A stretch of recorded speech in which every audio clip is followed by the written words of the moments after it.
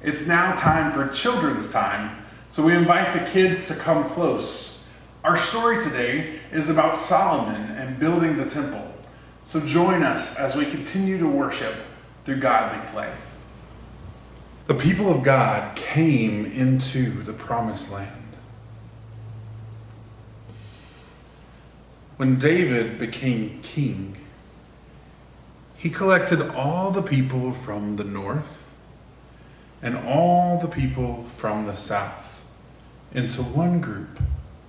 He took Jerusalem from the Jebusite people and called it the city of David. David and the people of God began to live in Jerusalem, but something was missing. It was the ark.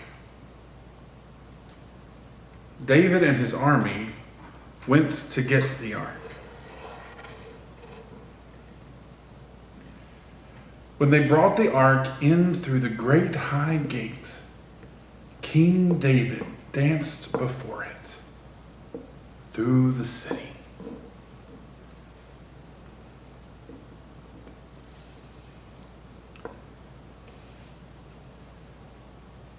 They set up the tent of meeting and put the ark inside.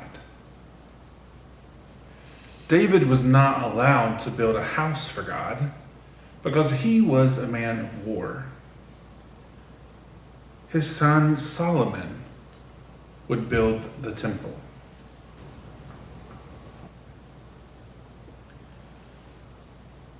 All of the people had to help build the temple.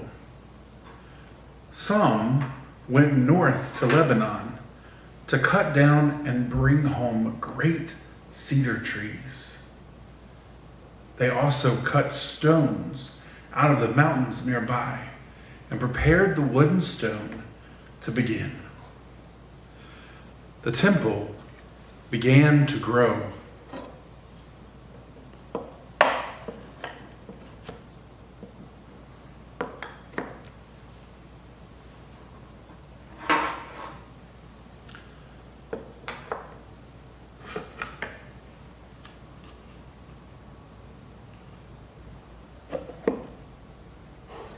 The people were amazed.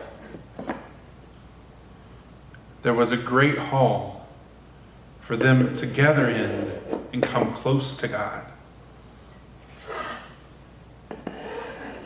And there was a room in the back for the Ark of the Covenant, called the Holy of Holies.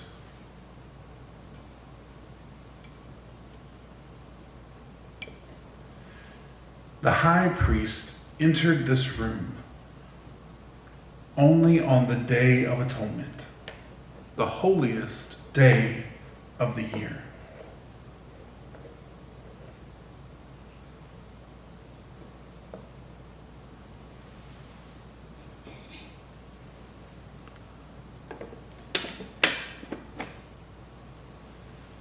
The temple was beautiful, with carvings of olive wood and gold, and great timbers of cedar.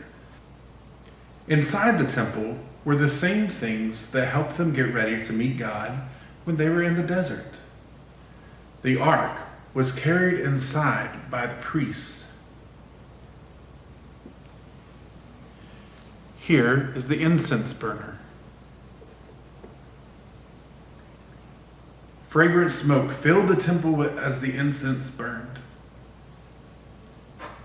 Here is the table with bread for each of the 12 tribes on it. And finally, here is the menorah with its 7 branches and lamps burning.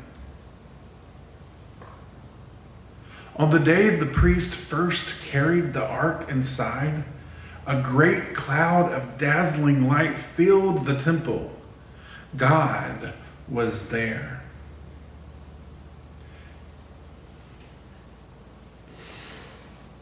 In front of the temple, there was an altar, as it had been in front of the tent.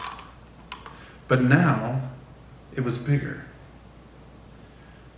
The same was true for the great basin of water, the laver.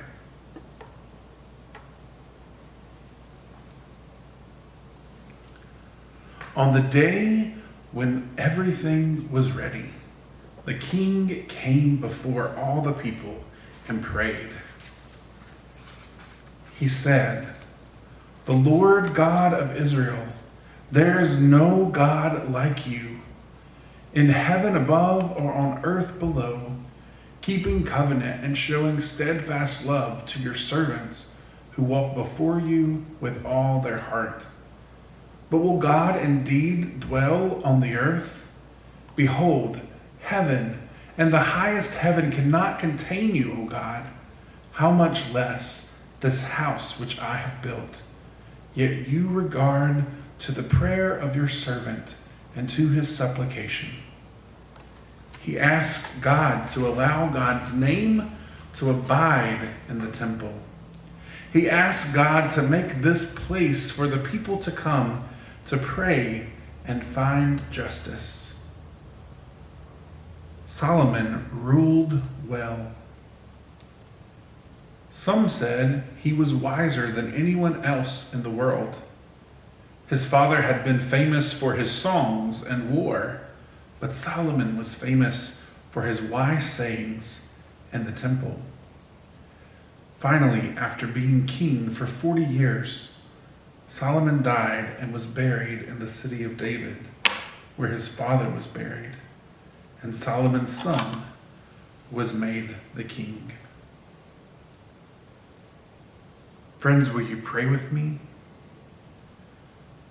Holy God, we thank you for the story of the people of God, for the story of Solomon and the temple, for the way that you have taught us through many years, that you come to us in all sorts of sacred spaces. And now, God, be with us as we encounter your word once more.